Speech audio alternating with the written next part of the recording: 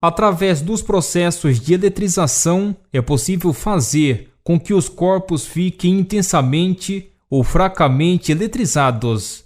Um pente fortemente atritado fica intensamente eletrizado, enquanto que, se for fracamente atritado, sua eletrização será fraca, conforme ilustrado nas figuras. O pente intensamente atritado tem maior capacidade de realizar trabalho porque é capaz de atrair maior quantidade de partículas de papel, como mostrado nas figuras. Como a maior capacidade de realizar trabalho significa maior potencial, conclui-se que o pente intensamente eletrizado tem maior potencial elétrico, como ilustra as figuras. O potencial elétrico de um corpo depende diretamente do desequilíbrio elétrico existente neste corpo. Um maior desequilíbrio elétrico implica num maior potencial elétrico.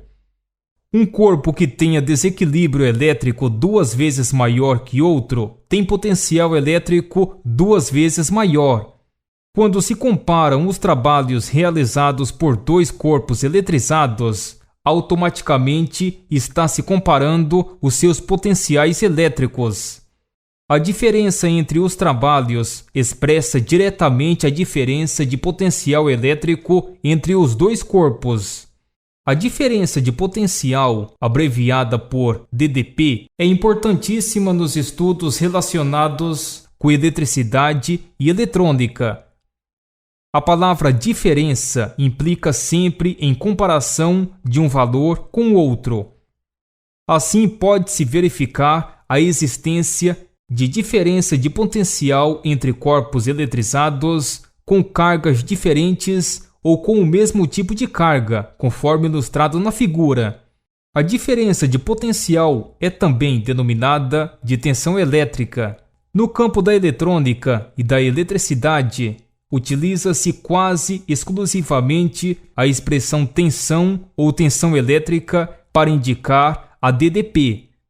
A tensão entre 2 pontos pode ser medida através de instrumentos. A unidade de medida de tensão é o volt, e o símbolo desta grandeza elétrica é V. O volt é a unidade de medida de tensão.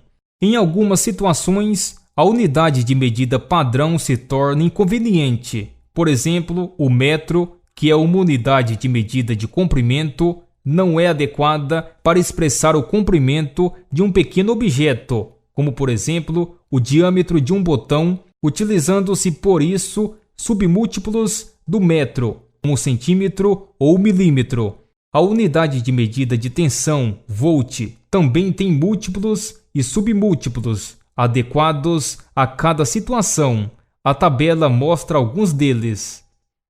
No campo da eletricidade, usam-se normalmente o volt e o quilovolt. Na área da eletrônica, contudo, usa-se normalmente o volt, o milivolt e o microvolt. A conversão de valores é feita de forma semelhante à de outras unidades de medida. Apresentam-se a seguir alguns exemplos de conversão. 3,75 volts é o mesmo que 3.750 milivolts. 0,05 volts é o mesmo que 50 milivolts. 200 milivolts é o mesmo que 0,2 volts. 15 milivolts é o mesmo que 15.000 microvolts. A existência de tensão é condição fundamental para o funcionamento de todos os aparelhos elétricos. A partir desta necessidade, foram desenvolvidos dispositivos que têm a capacidade de criar um desequilíbrio elétrico entre 2 pontos, dando origem a uma tensão elétrica. Estes dispositivos são denominados genericamente de fontes geradoras de tensão. Existem vários tipos de fontes geradoras de tensão. As figuras mostram algumas delas. As pilhas são fontes geradoras de tensão usadas, por exemplo, em diversos aparelhos portáteis.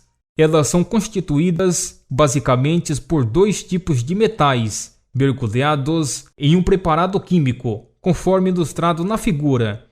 Este preparado químico reage com os metais, retirando elétrons de um e levando para o outro. Um dos metais fica com potencial elétrico positivo e o outro fica com potencial elétrico negativo. A figura ilustra a eletrização dos metais. Entre os dois metais existe, portanto, um DDP ou tensão elétrica, conforme mostrado na figura. Pela própria característica de funcionamento das pilhas, um dos metais torna-se positivo e o outro negativo. Cada um dos metais é denominado dipolo. As pilhas dispõem de um polo positivo e um polo negativo. A figura mostra o aspecto real de duas pilhas, pilha pequena e pilha de telefone, indicando os seus polos. Os polos de uma pilha nunca se alteram. O polo positivo sempre tem potencial positivo e o polo negativo sempre tem potencial negativo. Normalmente se diz que as polaridades de uma pilha são fixas. Devido ao fato de as pilhas terem polaridade invariável, a tensão fornecida é denominada de tensão contínua, tensão CC, corrente contínua, ou ainda tensão DC. Tensão contínua é a tensão elétrica entre dois pontos cuja polaridade é invariável. Todas as fontes geradoras de tensão que têm polaridade fixa são denominadas de fontes geradoras de tensão contínua. Pessoal, especialmente para quem gosta de eletrônica, para você que acompanha o nosso canal e gosta de eletrônica, eu vou deixar um presente para você. Mas o que é esse presente? Serão 4 aulas gratuitas para você adquirir conhecimento sobre eletrônica. E como que vai funcionar? Eu vou deixar esse link aqui na descrição desse vídeo. Você vai clicar nesse link, é o primeiro link aqui embaixo. Vai abrir essa página. Você vai colocar o seu e-mail aqui, informe seu e-mail, e vai clicar nesse botão, sim, receber agora as aulas. Assim que você fizer isso, você vai receber a primeira aula no seu e-mail, que é uma aula sobre quedas de tensão. Daí no dia seguinte, você vai receber a segunda aula, que é continuação da primeira aula, que tem o tema quedas de tensão. No terceiro dia, você vai receber a terceira aula, que é uma aula prática sobre técnicas de soldagens. Tudo bem? Daí, finalmente, no quarto dia, você vai receber a quarta e última aula, que é sobre as 3 grandezas elétricas. Então, eu espero que vocês aproveitem este conteúdo gratuito e façam bom proveito. Só recapitulando, é só clicar no primeiro link da descrição, aqui embaixo do vídeo. Vai abrir essa página, você vai colocar o seu e-mail, vai clicar nesse botão e vai receber no seu e-mail essas 4 aulas. Aula 1, aula 2, aula 3 e aula 4. Eu espero que vocês façam bom proveito desse conteúdo, aproveite ao máximo.